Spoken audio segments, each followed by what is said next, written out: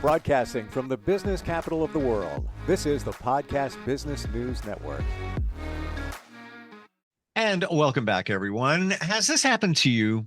Dog, your cat, your pet starts acting differently. Maybe it's something related to their food, bathroom habits, personality, whatever it might be. It may not be what you think it is. It may be an unexpected message. They're trying to tell you something, but it's not, they don't like their food or they aren't happy with something potentially.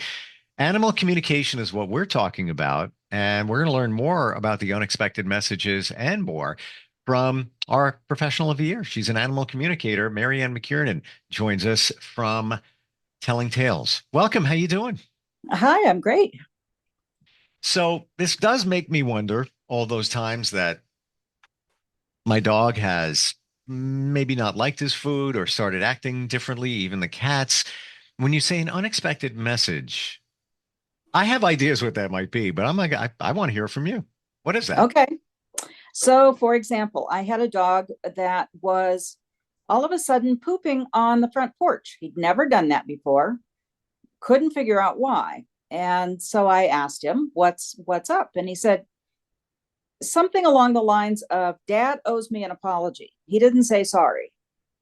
And I was talking to the partner, the mom, and I said, do you have any idea what that means? And she said, we had just gone on vacation and he'd been boarded and Dad went to pick him up, and he's a yellow lab, and they brought out the wrong yellow lab, handed the wrong dog to Dad. Dad put him in the truck, took him home, got him out of the truck.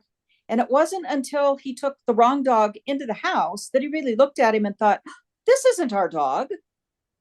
And he quickly loaded him back in the truck, went back to the boarding facility. And of course, they'd realized the mistake at that point and gotten the right dog.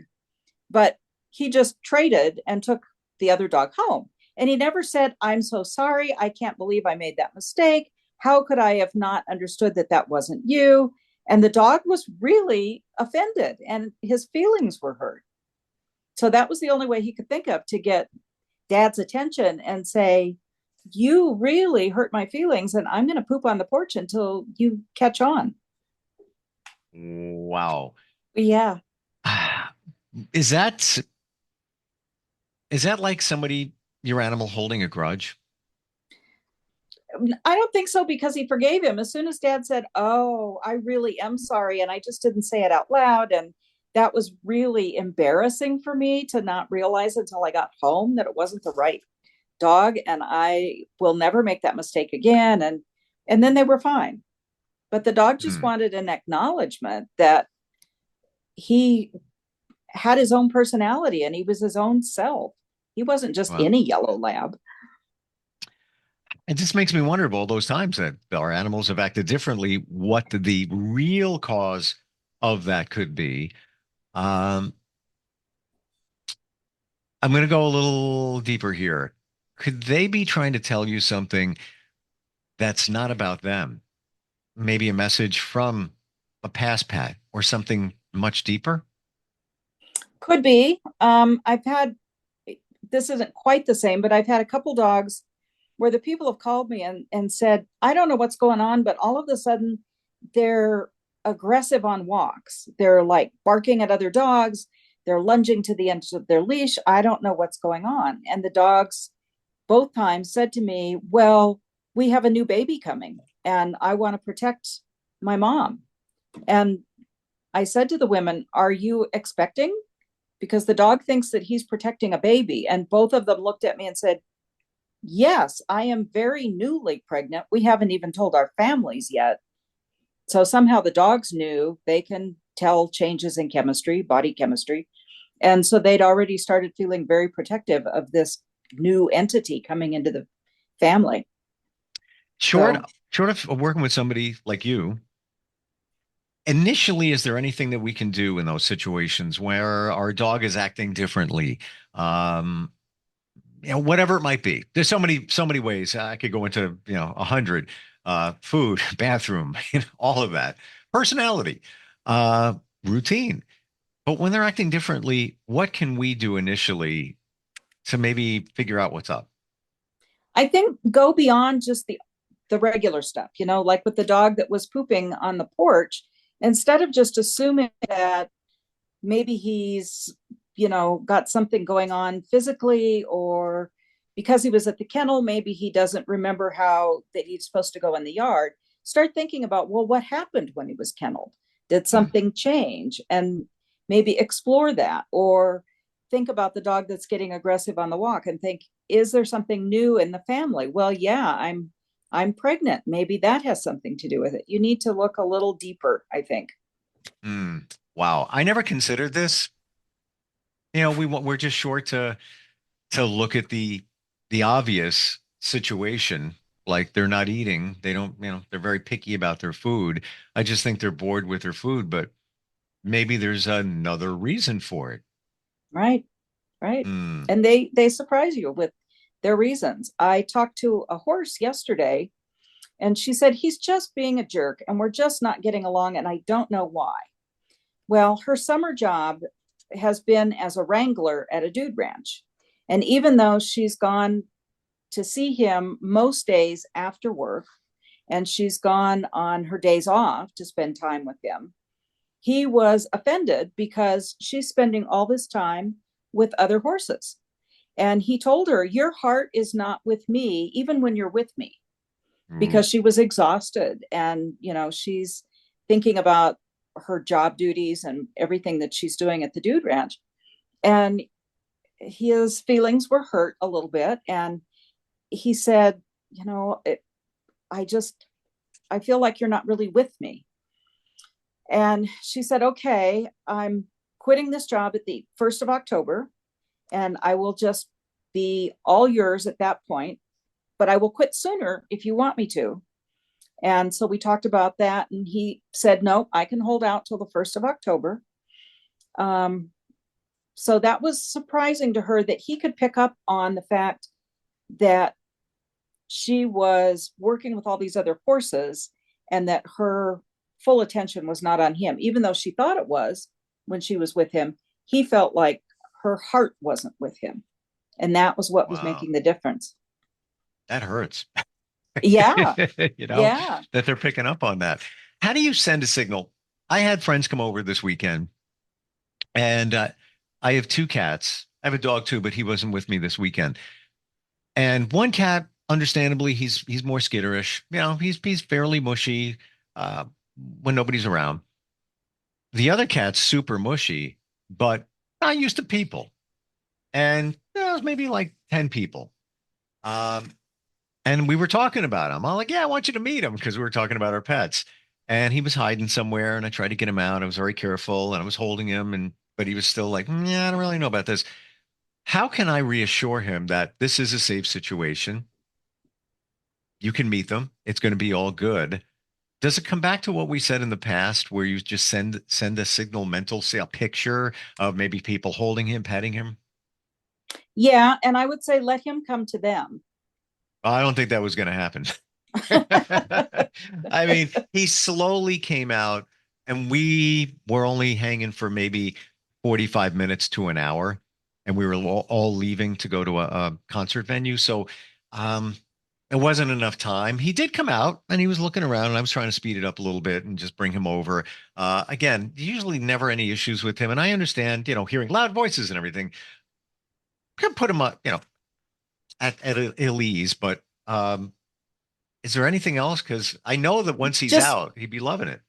yeah, just give him a heads up. Say, these folks are coming over and I really want them to Mm. meet you. So I'm going to pick you up and take you out so that they can meet you. So you don't need to be worried about it. I'm not going to force anything, but I just want them to see you so that he knows, oh, he's going to pick me up and take me out. It'll be Am fine. I physically saying that, or am I doing a picture in my mind, or both? Either or both. Okay. Yeah. And it's not that I would ever do anything that I think would go against their personality. Again, the other cat, Ricky, I wouldn't bring him out. I get it. The other one, Rocco, if he was comfortable, he'd be on his back and people would be petting him, and he'd be like, "Oh, this is great, man. This, keep it coming. Who else you got?" Um, but they don't know. Yeah. It's kind of Sometimes they scary. just want they just want a little heads up. Got it. I never thought of that, just to reassure them before anybody comes over. Hey, because guess what? If my child was there, younger, even teenager, I have a teenager, I would say, hey, guess what? Dawn and her friends are coming over and blah, blah, blah, blah, blah. She knows them, whatever. I would tell her. I wouldn't just Yeah. surprise her. Yes, you're Yeah, right. We exactly. we don't think of those things. How about any other thoughts about the messages our pets might be sending us, or maybe that you've encountered? So I talked to a cat yesterday, and when I got the email from the person asking for the consult, she had titled it "A Very Willful Cat." And I thought, oh, this will be interesting. Well, it turned out that the cat really wasn't so much willful as just angry at her situation. So her person was a very elderly woman who had died, and the family didn't want to keep the kitty. Nobody in the family could keep her for whatever reason, and they'd taken her to a shelter to find a new home. But nobody had explained to her or told her, we can't keep you. We're really sorry. We know you miss your mom, but we're going to make sure that this place finds you a really good next home. So she was really angry that all these things just happened and nobody told her what was going on. She didn't understand about a shelter because she'd lived her whole life with this one person. Wow. Didn't understand about these new people that she was living with. Was this her permanent home? Was this a way station? And it's been 2 years. So she's slowly warming up to them, but it's taken a long time. And so, we kind of chatted about why she was feeling this way. And it made a lot of sense to her new people as to why she was withdrawn and why she was a little grumpy. And she'd never lived with another cat. So when she came in, she was not friendly to their current cat, who is super friendly. And he was very puzzled about, why is this cat all upset? We get along here. Everybody's happy. So we had to kind of work through some things with her, kind of like a therapy session. What I'm learning here is that they don't know what's going on. And I guess it can be a very scary place. Like Yeah, if somebody who's missing a few senses, let's say somebody who can't hear or can't see, new situations might be scary for them. And I'm talking about an adult, not an animal. So I can't right. imagine, an animal can only communicate through what they receive and the messages they send out. But if we're not receiving the messages, we're all not you, it can be a scary place to be in. Yeah, yeah. Hmm. And if they don't know, I can just imagine that she was feeling sad and the family was probably very sad. And I don't know the circumstances, whether they had her for a few days and then took her to the shelter or immediately dumped her off at the shelter, whether it was just very sudden, but it seemed traumatic. And she really had to work through that. Now, you said once before, there's only so much you can do with behavioral issues. Mm-hmm. You're not a behaviorist. You can tell us what's going on. Um, how about some of those situations where an animal has told you, I'm doing this because of this? What have Well, you encountered? Well, this cat is a good example of that because she, at her old house, was an indoor outdoor cat. And she had a litter box, but didn't really use it except if the weather was really bad. She went outside. Mm, And so they've had some litter box issues with her. And she explained that she was used to going outside. And the woman who had had her before, because she was very elderly and very ill, had not been letting her out as much. So the cat had gotten lazy about using the litter box. And so she was used to using the places in the house. So we had to chat about why that wasn't working for this couple and that she had 3 litter boxes to choose from. She wasn't an outdoor cat, that it's really unsanitary to not use the litter box. And, we tried to negotiate a solution with her and explain why she needed to use the litter box now in her new situation. I hmm. don't know if she 100% agreed. I hope so. But again, you kind of have to explain why something needs to happen. Because, in her mind, because of her other place where it was okay for her to do that, why isn't it okay in this new place? So I'm hearing now that you can explain using human words, and they will understand. Yeah, and I'm sending pictures. So I'm showing her pictures of the 3 litter boxes, and I'm showing her pictures of the closed doors and saying you can't go outside anymore because they live on a very busy street. So they're afraid she'll get run over. So I'm saying this is why you're an indoor kitty now. And your friend here, your other kitty, is also an indoor kitty. So you have somebody to play with. You have lots of windows to watch birds and things. But these are the litter boxes that you need to use now. And please do that. I have a message here, instant feedback, steve@gmail.com if you want to reach us. Jody checks in from Tumble, Connecticut, says, I work full time and take my dog out before I leave. And sometimes my daughter is home and we'll take him out during the day. There are times where I come home and he's gone to the bathroom on the floor. I'm trying to encourage him not to do that. I understand that I'm away for a number of hours. What can I do in that situation? Well, try and get him on a schedule and, just try and get him as empty as possible before you go out. Those are just human, ordinary things. But, talk to him and say, hey, today my daughter can't let you out. So I'm going to be home at 6 o'clock. See if you can hold it till then for me, please. So empty right now is your chance to go before I leave for the day. That's what I tell my dog. I'm like, Murphy, you got to go now because I have 3 hours of meetings and I'm not going to be home. I've encountered that as well. And even though I've let my dog out early, I'll bring him back in. And even before I leave, he's gone to the bathroom on the floor. Fortunately, I don't have any rugs in my place. But it's like, why'd you do that? I just took you out. I walked you around. I took the time to take you out. Would you do the same exact thing? Just send that mental picture and talk to the animal? Yeah. Yeah. And I would say if it keeps happening, then you need to maybe think about a vet visit because there may be a medical reason for that. We never rule out the medical. For sure. Well, it's interesting you bring that up. If somebody works with you, potentially, can you detect that based on what the animal will tell you? They're not going to tell you everything, I guess, right? Right. Right. And sometimes I'll say, we've talked about this with this kitty like 4 times now. She's still using this particular place as a litter box. Maybe there's a medical reason. Then you really should chat with your vet. People are reluctant sometimes to do that. They're like, oh, it's going to cost money and they're going to have to do tests. And I'm like, but if your animal has a medical problem, you need to do that. I can't diagnose a medical problem. You must have encountered some interesting situations as an animal communicator. Yeah. Any crazy things stand out for you? I know we've talked a little bit about some of the stories working with people, but anything that surprised you that came back? Why maybe an animal was acting a certain way? Oh, I think the animals that surprised me the most are the ones that I'm thinking of, like the ghost stories.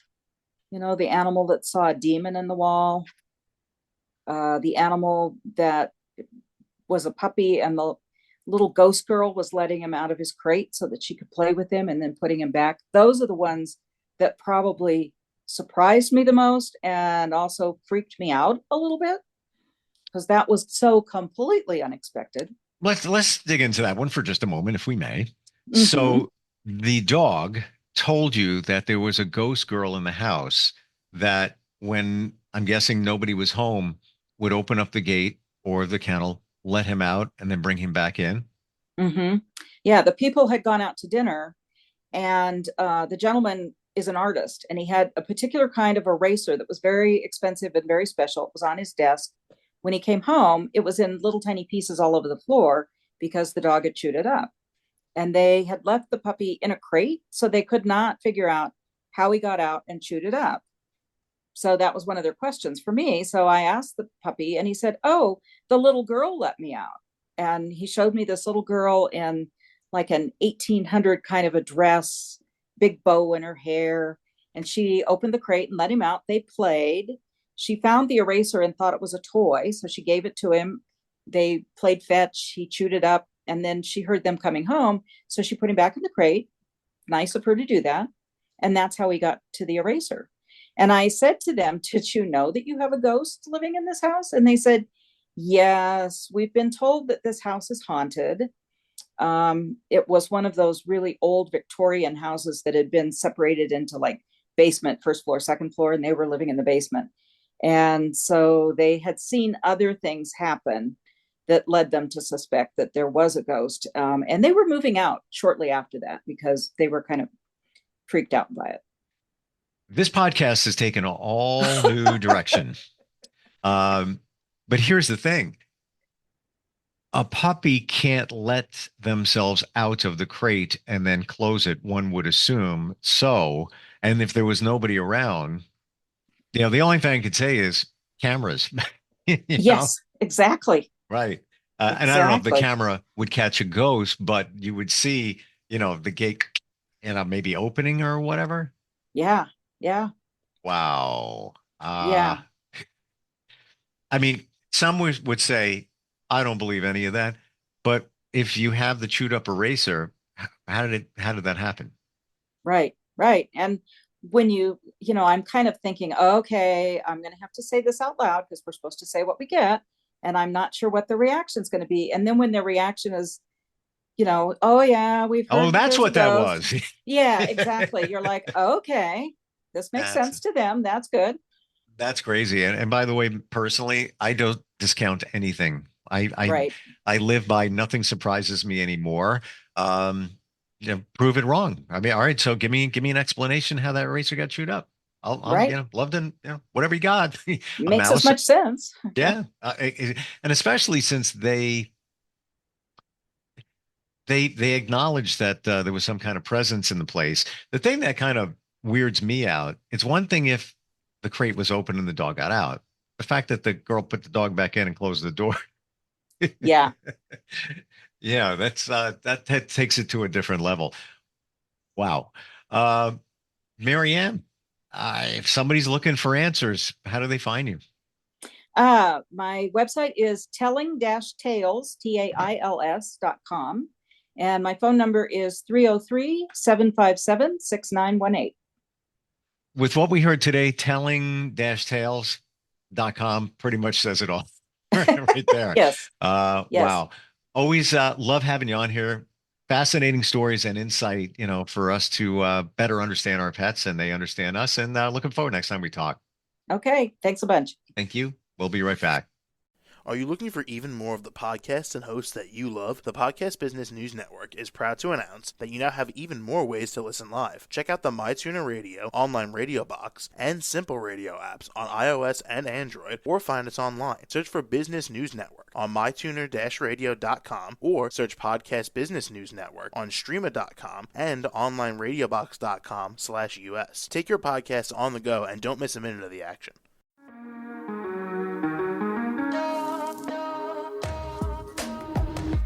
Broadcasting from the business capital of the world, this is the Podcast Business News Network.